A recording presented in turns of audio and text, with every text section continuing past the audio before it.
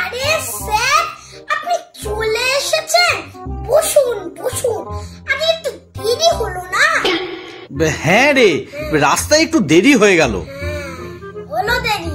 Sir, আজকে তো আপনাকে দারুণ লাগছে। সাদা স্বচ্ছ ধুতি পাঞ্জাবি, একবার দারুণ দারুণ। ধন্যবাদ ধন্যবাদ। ঠিক আছে ঠিক আছে। আচ্ছা ভদু, তুই যখন স্বচ্ছতার কথাই বললি, হ্যাঁ স্যার।